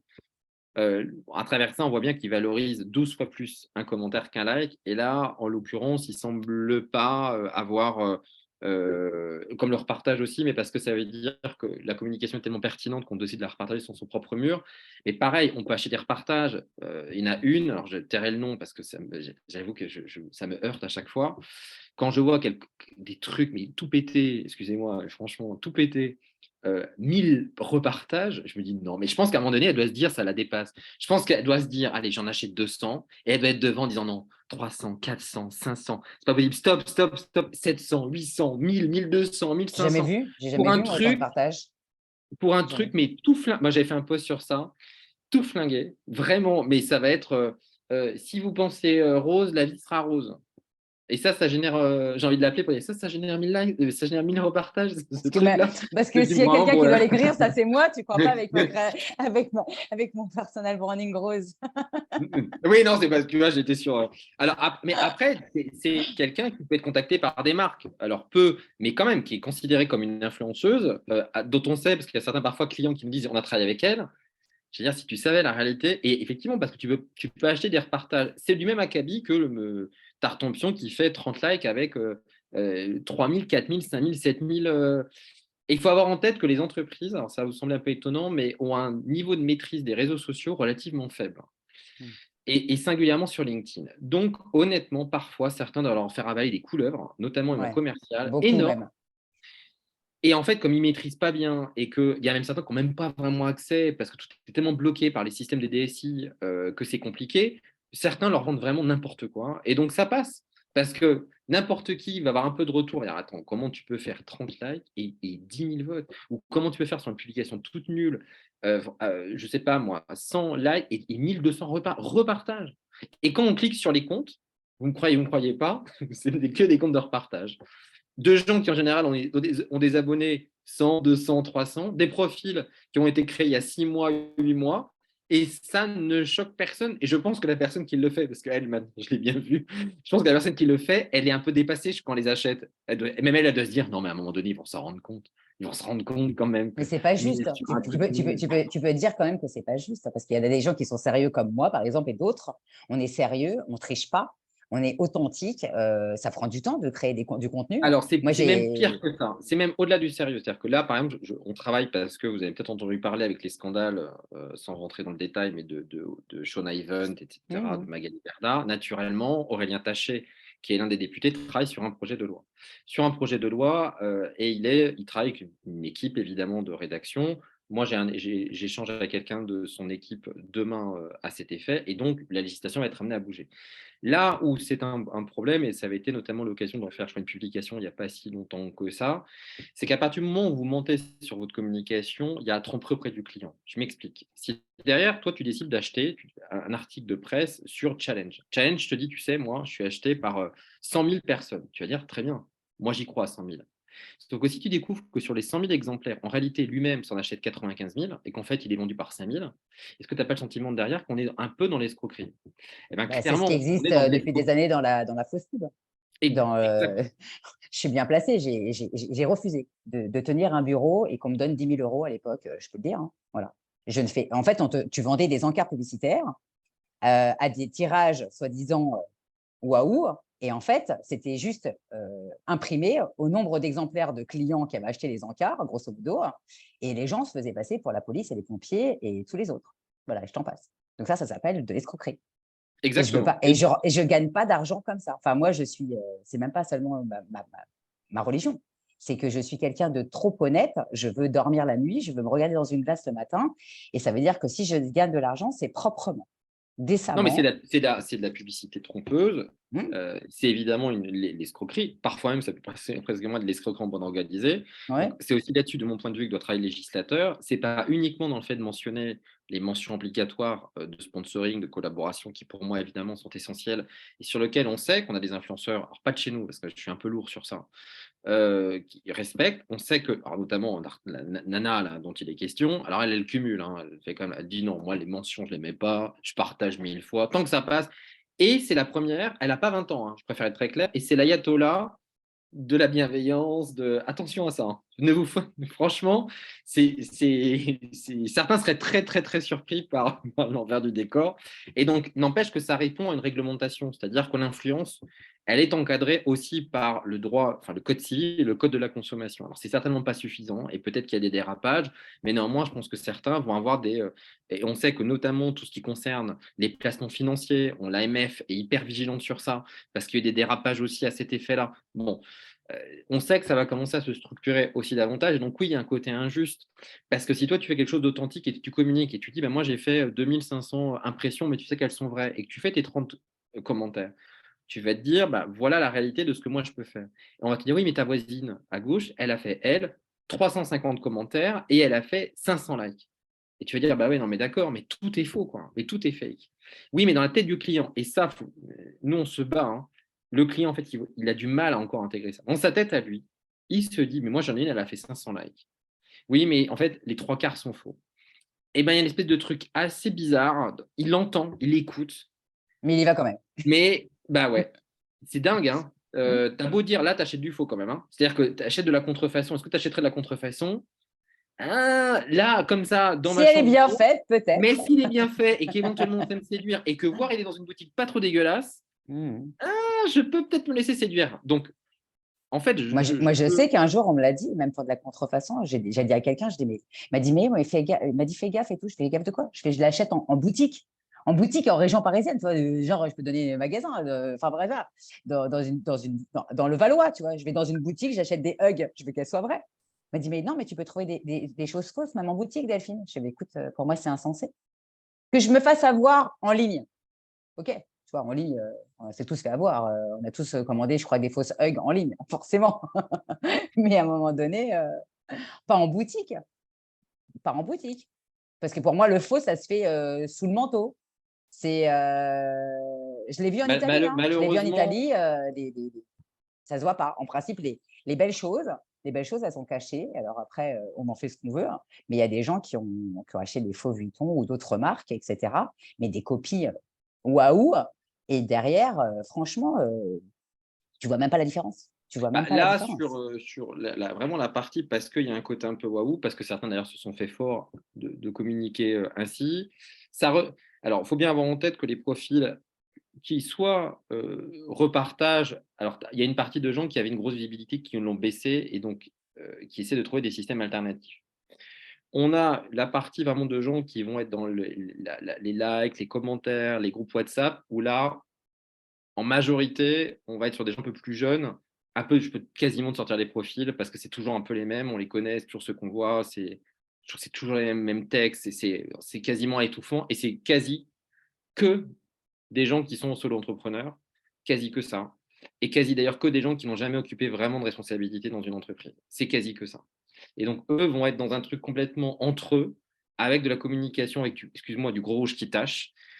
Ils le savent très bien. Ils ont parfaitement compris les codes de ce mode de fonctionnement-là, avec c'est moi le meilleur, comment j'ai tué le game, comment. Et donc, vous avez une espèce de truc qui t'a un peu à Je vomissement. suis larguée, moi, tu sais que je suis larguée. Hein. J'ai l'impression d'être une vieille, enfin, je sais pas comment Max ou les autres. Mais moi, bon, j'ai 48 ans et à des moments, je me dis, mais non, je veux pas rentrer dans leur délire. Comme je veux pas rentrer dans les reels avec des trucs comme ça en train de danser pour parler de marketing. J'ai pas que ça à foutre, quoi. Même si je pourrais. En plus, je chante, pour la fois, je sais chanter, je sais danser, mais j'ai pas envie de rentrer dans leur délire, quoi, et faire des vues pour des vues. Hein. Disons que on revient un peu à ce qu'on disait au début. Soit tu as vraiment du fond, et dans ces cas-là, à toi de moderniser un petit peu si tu veux, bien sûr, mais tu as du fond. Mais quand tu n'as rien, je pense que certains, vous n'imaginez pas à quel point il n'y a rien. Mais il y a rien de rien. Je suis désolé d'être déplaisant, mais il n'y a vraiment rien. Donc, quand vous n'avez rien à vendre et qu'à un moment donné, il faut bien bouffer, excusez-moi de la vulgarité, mais c'est ça, il faut bien meubler sur du creux. Et donc certains, et quand j'ai quelqu'un qui va être à côté qui est aussi pareil, une troisième pareil, une quatrième pareil, ben à un moment donné, on va tous ensemble se faire un joli creux en disant qu'on a tué le game. Et donc vous avez une frénésie de communication ayant trait à des choses complètement fake. Alors je vous rassure, hein, on est sur comment dirais-je, des secteurs pas trop compliqués. Parce que dès qu'on est sur des choses un peu plus rigides, c'est-à-dire que sur le scientifique, vous n'allez pas en avoir. Sur le droit, vous n'allez pas en avoir. Sur la finance, vous n'allez pas en avoir. C'est-à-dire des choses où concrètement, il faut un peu d'expérience ou un peu de diplôme ou un peu de background, vous n'avez pas. Par contre, dès que vous allez être sur des choses très entrepreneuriales, mais effectivement, comment j'ai tué le gars, et c'est quand même l'un des seuls réseaux, enfin, clairement, où les gens donnent du conseil de LinkedIn pour avoir de la vue sur LinkedIn. Ça n'existe pas sur Instagram. Vous n'avez pas des frénésies de gens qui disent qu'on va avoir de la vue sur Instagram. Ils vont faire. Enfin, qu'est-ce que c'est que ce truc? Pareil sur Twitter, les gens vont écrire. Sur LinkedIn, c'est le seul réseau où on est arrivé dans une espèce de truc où comment j'ai fait. On me demande souvent, mais qui te demande? Non. On me demande souvent comment j'ai atteint mon premier million de vues. Alors, moi, ce que je fais, c'est que je publie tous les jours à 8 heures. Oui, mais quoi? Quoi? Tu publies quoi? Tu fais quoi? Et en Personne fait, ne m'a jamais demandé, moi. mais moi non plus. Je dis franchement, moi non Et plus. je l'ai Mais fait, parce mon que million. Hein. à un moment donné, quand tu as encore une fois rien à faire, enfin rien à faire, on va rentrer dans on m'a dit que je n'y arriverai jamais. Ah oui, c'est. Or, depuis que j'ai 8 ans, on m'a toujours expliqué que je n'arriverai jamais parce que je n'ai. Ou il y a 3 ans, j'ai fait une dépression. Mais je m'en suis sorti. Voilà mes 3 conseils. Ok, mais concrètement, tu fais quoi? Et je te défie. Si tu regardes les 4, 5, 6 dernières publications, si je te dis, ok, mais qu'est-ce qu'elle fait? Qu'est-ce qu'il fait? Est-ce que tu es capable de me dire ce qu'il fait? Tu vas me dire, franchement, j'en sais rien. Bah non, tu sais pas. Et cette espèce de truc qui marche parce que ça donne de la vue, mais de la vue sur quelque chose de très fadasse.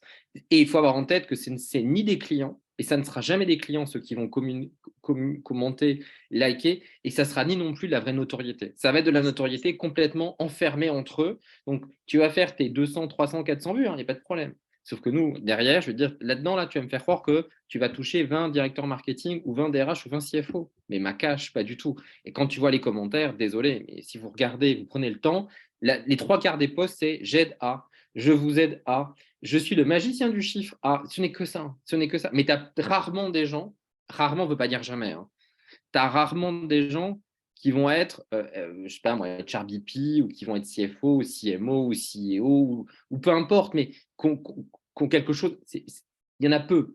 Peu ne veut pas dire pas.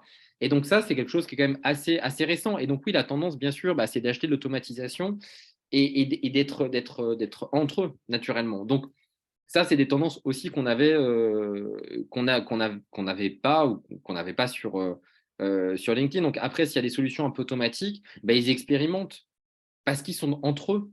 Et que,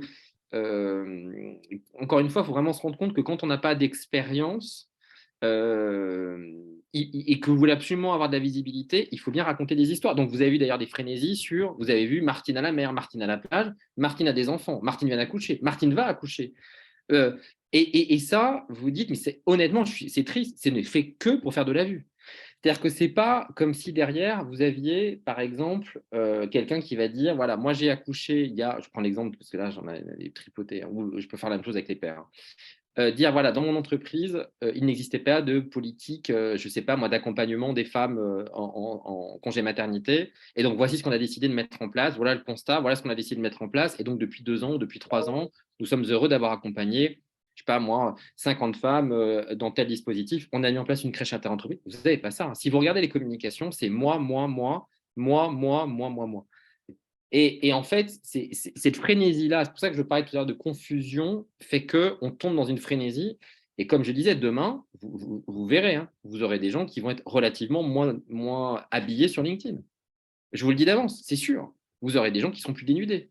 Déjà, vous n'avez jamais vu autant de profils visibles, jamais autant de photos, jamais autant de gens exposés, et vous l'en verrez de plus en plus. Et comme on est dans une surenchère, on va revenir à ceux qui auront un corpus qui, eux, continueront de marcher sur du fond, et toute une vague de gens qui avaient de toute façon pas grand-chose à raconter, qui vont devoir en raconter, qui vont devoir se mettre de plus en plus en scène. Et à un moment donné, ça va être soit du clash, et sur LinkedIn, ça ne prend pas tant que ça, c'est-à-dire on n'est pas sur TPMP, ou alors c'est en vase clos, donc c'est quand même complexe, mais ça peut arriver. Ou la mise en scène d'eux-mêmes. Et la mise en scène d'eux-mêmes, je trouve qu'on va toujours un peu plus loin. Vous avez des photos d'hôpitaux, vous avez des photos, moi j'ai vu un post, on m'a dit qu'il y a quelqu'un qui est dans un cercueil. Enfin, je veux dire, ça va quand même à des niveaux, je me dis, mais qui sont ces gens quoi, comment on peut. Bon, on va augmenter dans ce côté un peu trashy qu'il n'y avait pas. Et c'est vrai que. Moi, ça me dérange tout ça. Moi, ça me dérange et je Oui, l'ai moi, écrit il n'y a pas longtemps. Je l'ai écrit il n'y a pas longtemps. Je l'ai écrit à quelqu'un. Je suis désolée, mais les gens qui ont réellement des vrais problèmes, en général, ils ont de la pudeur et ils ne s'en servent pas pour faire le buzz. oui. Voilà. Mais après, les réponses qu'on va te faire, c'est et pourquoi? En fait, après, c'est des échanges qui vont être des échanges. Et pourquoi on n'en parlerait pas? Et pourquoi c'est tabou? Et pourquoi il y aurait une différenciation? En fait, il y avait un papier qui était sorti, je crois que c'était New York Times, qui expliquait qu'avec le Covid, il y avait une altérité entre la vie privée et la vie professionnelle. Comme les deux avaient été imbriqués, Ah oui. notamment pour les plus jeunes, certains n'ont jamais travaillé physiquement, j'entends, hein, dans un bureau, je veux dire. Du coup, cette espèce de compilation finalement des informations a fait qu'ils ont partagé des choses sans vraiment faire de différenciation. Certains, à mon avis, en paieront les frais parce que tout est historisé. Il ne faut pas rêver, donc on se souvient absolument de tout. Donc vous allez avoir des choses que, oui, qu'on pressentait, c'est-à-dire vous allez avoir du name and shame qui va arriver. Je vous le donne d'avance. Des gens qui vont balancer des managers, qui vont c'est sûr qu'on va en prendre cette trajectoire-là. Donc, ça va être un truc plus trashy, parce qu'il faut faire de la vue. Et je reviens à ce que je disais, quand vous n'avez pas grand-chose à raconter que ça, il faut faire du trash et du trash et du trash et du trash. Mais que les gens, c'est là-dessus que nous, en B2B, on se bat. On veut vraiment représenter des gens qui ont un corpus, qui ont un parcours professionnel. Quand je dis parcours professionnel, il n'y a pas besoin d'avoir 20 ans. Ce n'est pas du tout mon propos. Hein. Vous pouvez très bien avoir 20 ans et avoir un parcours professionnel dans le sens où quelqu'un qui a travaillé dans l'hôtellerie, par exemple, qui peut être serveur, mais qui va m'expliquer la relation avec les clients, qui va m'expliquer comment on accueille, comment on définit un prix, il n'y a pas de problème avec ça. Ce qui, moi, me pose problème, parce qu'ensuite, on est censé dire aux entreprises comment on va toucher, encore une fois, les décideurs. Donc, si j'ai quelqu'un qui parle que de lui, je sais que la marque, elle va me dire non. Alors, c'est un secret de polichinelle, ça ne se dit pas, mais c'est la réalité. Donc, c'est vrai qu'on va être dans cet effet un peu de basculement qui reflète un peu aussi la société, mais comme je dis, on a le choix. Moi, il y a plein de gens dont je me suis désabonné parce que j'en peux plus de voir ces photos. Ouais, Je suis pareil. à saturation. Ah, mais Alors, moi, c'est même pas les photos, c'est que j'ai un mot que personne connaît parce que je l'emploie, il vient de l'arabe. Personne connaît peut-être le mot rasra, ça veut dire l'angoisse. Et en fait, il y a un mot derrière qui s'appelle enfin, que j'utilise. Je ne sais pas si c'est moi qui l'ai inventé ou quoi. J'appelle ça des posts rastratiques. Je ne peux pas tous les jours, en fait, avoir des angoisses sur des choses qui n'ont pas lieu d'être angoissantes. Quand je te l'ai raconté la dernière fois, enfin, je l'ai inventé parce que je ne veux pas donner un autre exemple parce que sinon on va savoir de qui je parle. Mais quelqu'un qui va me dire, j'étais confiné sur un balcon, excuse-moi, il y a des gens qui étaient dans 9 mètres carrés, quoi. Donc, on peut en parler. Il y a des situations beaucoup plus graves que ça. Et tu as des gens, en fait, qui arrivent à chercher à faire de l'émotion sur des choses, en fait, qui n'ont pas lieu d'être. Et c'est déplacé. Hein. C'est déplacé. J'ai envie je te jure, j'ai des envies de meurtre, quoi. Vraiment. Et du coup, ben, je me désabonne. En fait, au début, c'est j'arrête de les suivre. Comme ça tombe plus. Et après, quand je vois que c'est je prends, et derrière, ils ne sont pas capables, en fait, finalement, de te mettre un commentaire, un like. Il n'y a pas, on passe le cap, en fait, de LinkedIn, tiens, on se fait un Zoom, un café découverte, quelque chose. Enfin, tu peux y aller. Hein. Tous les gens qui sont là, à part Vanina, je sais qu'elle est débordée, donc on n'a pas réussi à stopper depuis 1 an et demi. Mais sinon, tous les gens qui sont là, en fait, me connaissent en vrai, en général. À part Philippe, on n'a pas pris le temps non plus. Mais sinon, en fait, on se parle, on essaye de faire des zooms, on s'appelle, on fait quelque chose parce qu'on doit dépasser ce réel. Et il n'y a pas, pour moi, ça doit dépasser LinkedIn, en fait. Parce que Bah, sinon, après, ce qui est toujours un peu, là, on voit par exemple des enjeux d'entreprise qui se dessinent et qui sont importants actuellement, des enjeux de digitalisation, des enjeux de transformation. Donc nous, il y a des clients qui souhaitent travailler avec des gens qui connaissent ces sujets-là. Et quand vous travaillez avec quelqu'un qui, parfois on a des échanges un peu lunaires, hein, qui n'y connaît absolument rien et qui se dit: «Mais moi, l'entreprise, je la présente, mais j'y connais pas grand-chose à la manière dont ça se passe en interne», c'est quand même hyper compliqué. Donc on bascule dans des choses très tarte à la crème et parfois avec un niveau très immature. Donc il y a des sujets pour lesquels il ne faut pas rentrer dans un échange parce que c'est pas constructif, c'est que c'est un peu une perte de temps, bah, c'est clair. concrètement, et donc je dirais qu'il y a des choses où il n'y a pas besoin d'altérité. C'est-à-dire que si on te dit, par exemple, bah, pourquoi l'entreprise elle n'investit pas dans tel outil? Bon, voilà, pour l'exemple, hein, bah, tu vas Mmh. dire: «Ah, parce que c'est cher». D'accord, très bien. Et la personne va te dire: «Oui, mais dans ces cas-là, elle a qu'à peut-être arrêter autre chose». Oui, non, mais si elle arrête autre chose, tu sais, c'est soit les salaires, soit les loyers, soit donc ça va être compliqué. Et vous avez des gens avec qui vous allez devoir expliquer que l'entreprise, ça n'est pas uniquement qu'un collectif, c'est un collectif, mais dans le but d'avoir un chiffre d'affaires et dans le but d'avoir de la profitabilité. Et bien, vous seriez étonné d'avoir un nombre d'échanger avec certains dont vous voyez clairement qu'ils n'ont aucune connaissance de comment ça marche une entreprise. Vraiment. Et donc, naturellement, quand vous êtes amené à travailler sur des produits ou à valoriser des marques, eh ben, il y a un décalage qui se passe et qui est trop important. Et donc, c'est aussi, ça explique pourquoi LinkedIn a évolué. Moi, hier, je parlais, j'écrivais un post, notamment parce que LinkedIn est devenu hégémonique sur cette partie. Moi, j'ai parfois des créateurs de contenu qui regrettent Viadeo. J'ai parfois des créateurs de contenu qui me disent presque avoir hâte qu'il y ait un autre concurrent à LinkedIn. Donc, et je pense qu'il y aurait la place. Donc, pour le coup, c'est intéressant d'avoir en tête qu'il y a cette partie-là, mais on voit bien que la manière d'être débordé, sans mettre de filtre, cette espèce d'instantanéité de communication, c'est-à-dire je dis tout, tout le temps et je partage parce que tout est passionnant, un peu à la TikTok. Je sais pas si c'est une question de génération, peut-être. On peut parler de l'entreprise différemment, on peut donner des conseils différemment. On peut donner des conseils avec un ton léger, avec de l'humour et on peut faire passer beaucoup d'informations avec de l'humour, mais à condition d'avoir des conseils. C'est-à-dire que si mes conseils, notamment pour l'emploi, reposent uniquement par «venez comme vous êtes», c'est pas des conseils ça. Ça, c'est pas des conseils, c'est j'enfonce des portes ouvertes. Si Mmh. maintenant avec l'humour, on arrive à trouver, à se déguiser, à changer, à se mettre dans le rôle du recruteur, pas du recruteur, hem, bien sûr que dans ces cas-là, on fait passer des messages. Mais quand on n'a plus de fond et que la forme a pris le pas exclusivement sur le fond, c'est problématique. Et l'idéal, c'est de trouver le bon combo entre forme et fond pour le coup. Bon, je ne sais pas si j'ai pris toutes les questions. Je regarde en même temps l'heure qui défile. Il y en avait plein de Philippe à un moment donné, je crois. Ce que je vois, bah, au Mais c'est revoir vrai Maxime. mais c'est vrai que Stéphanie nous a quittés aussi, elle est partie. Et c'est vrai qu'après, là où a raison en fait Franck, c'est un problème de culture générale. Et en fait, il y a des choses, en fait, il y a des gens en fait qui, comment te dire, il n'y a pas que les réseaux sociaux dans la vie en fait. Et les gens aujourd'hui en fait ont un très gros problème, c'est qu'en fait ils n'existent qu'à travers les réseaux sociaux. Et c'est un problème, en fait, il y a pas que sur LinkedIn, c'est partout. Hein. Et moi, je l'ai vu, je le vois parce que j'observe. Je suis sur Insta juste pour faire mon travail, même si derrière mes clients arrivent très peu. C'est pas des clients, à la limite, ça peut être des agences, des collaborateurs avec qui je pourrais peut-être monter des choses comme ça. Mais sinon, en fait, je n'ai pas le temps de faire des events comme les gens peuvent faire. Tu te demandes comment ils font pour avoir parfois, il y a très peu d'abonnés, ils ont 700 likes sur une photo. En fait, les gens, j'appelle ça de la prostitution presque, parce qu'ils vont aller quémander en fait des likes, je te like, tu me likes. Alors, ok, c'est bien pour se faire découvrir au départ. Moi, je l'ai fait pour voir, j'ai testé. J'ai dit, après tout, j'ai rien à perdre l'année dernière, je vais tester. Mais moi, j'en ai rien à foutre d'avoir des testeuses de produits en fait dans mes contacts. Elles m'achèteront jamais rien en fait.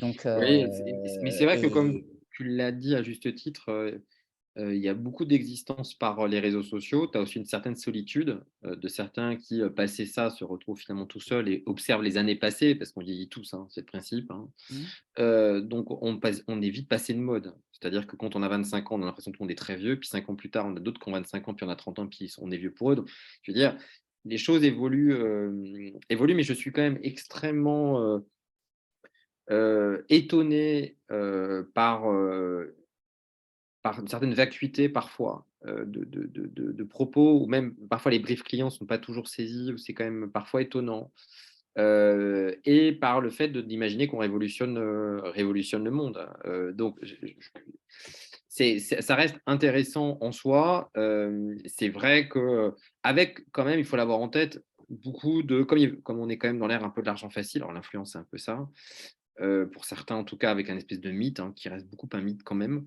Je tente un truc et moi je suis fasciné, comme on dit qu'il faut du slash là, des slasheurs. Je fais un truc pendant 4 mois, j'arrête, je fais un truc pendant 4 mois, j'arrête, je fais un truc pendant 4 mois.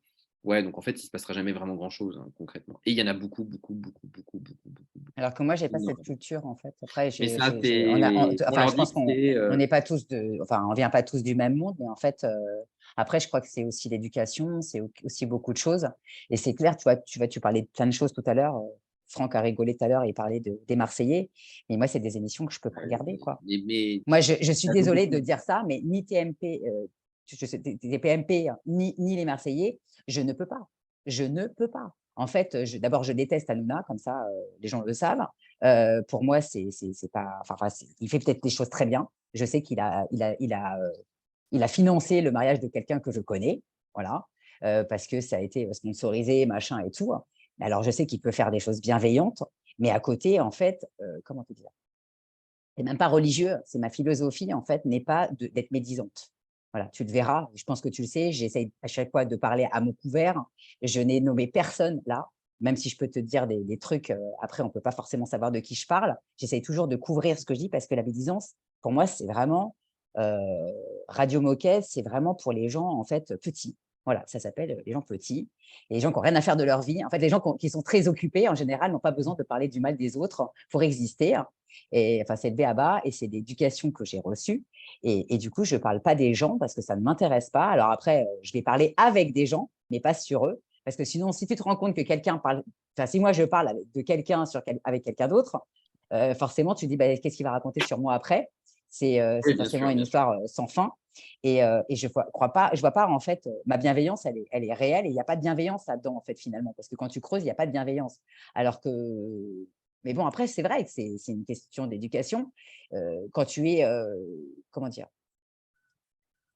Moi, je préfère mettre du temps pour me faire connaître.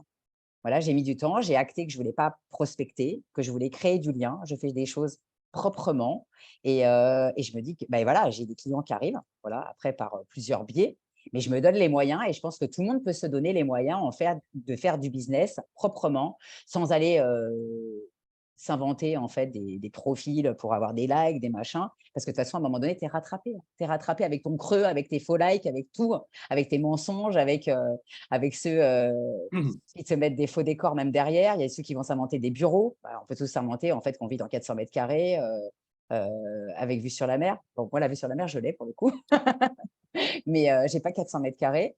Mais c'est vrai qu'après, ça dépend en fait ce qu'on cherche. Le paraître, être, savoir-être, avoir, être. Est-ce qu'aujourd'hui c'est plus important en fait d'avoir 1 million ou d'avoir la santé? Voilà, je vais laisser la question comme ça. Peut-être qu'il y aura des gens qui auront envie d'y répondre, mais ça dépend où tu mets ton cursus, comme d'habitude. Enfin, le curseur, pardon. Ça dépend où tu mets ton curseur. En fait, qu'est-ce qui est grave, qu'est-ce qui est pas grave, et c'est toujours la même histoire que tout à l'heure dont je te parlais. la personne qui va te dire j'ai été confinée sur un balcon. Ouais, mais tu avais un Mmh. balcon. Hein. Tu avais un balcon. Il y en a qui n'ont pas de balcon, qui peut-être, il y avait peut-être des femmes qui ont été battues parce qu'elles se sont trouvées enfermées. Il y a des gens, enfin voilà, il y a des choses bien plus graves. Et c'est vrai que derrière, Juste pour te c'est dire, triste. Delphine, j'enchaîne ensuite, juste après avec, je ne veux pas presser, avec, un autre, Non, une non, et autre, puis le temps est passé, ça fait déjà complètement. 1 heure et demie. Et voilà, je ne sais pas s'il y a d'autres questions. Moi, j'en avais pas eu en off. J'avais demandé à s'il y a des gens qui avaient des questions à passer parce que je sais que parfois, on n'a pas beaucoup de gens. Bien sûr. Les gens, ils aiment avoir le replay. Ils savent qu'ils ne vont pas l'avoir tout de suite. Le replay, il sera présent qu'à partir de janvier sur les réseaux, en principe, sur YouTube, et pas avant. Et, et donc, voilà. Donc, tous ceux qui ont demandé le replay vont le recevoir. Est-ce qu'on a fini? Je ne sais pas, peut-être. Est-ce que tu avais des choses à rajouter? Moi, c'est bon. OK. Merci beaucoup en Alors, tout cas. eh ben, en tous les cas, merci à toi. Et s'il y a d'autres choses à annoncer, je ne sais pas quand, bah, tu es le bienvenu l'année prochaine. Voilà. Avec plaisir. Alors, merci à tous ceux qui sont venus. Merci Philippe, merci Thomas, merci Valina, merci Franck. Je remercie Stéphanie qui est déjà partie, Max, il y avait Roven, et puis merci Vanina, je ne sais plus si je l'ai dit. Voilà, à très bientôt à tous. Merci Franck, je ne sais pas si je l'ai dit, voilà, je ne sais plus. Très Bon bonne journée après-midi à à tous. tous et on se retrouve demain pour la suite et la semaine prochaine avec Stéphane Coulot de Web Mécanique. Voilà. À Super. très bientôt. Bonne Merci, journée. Au merci, revoir. au Au revoir. revoir.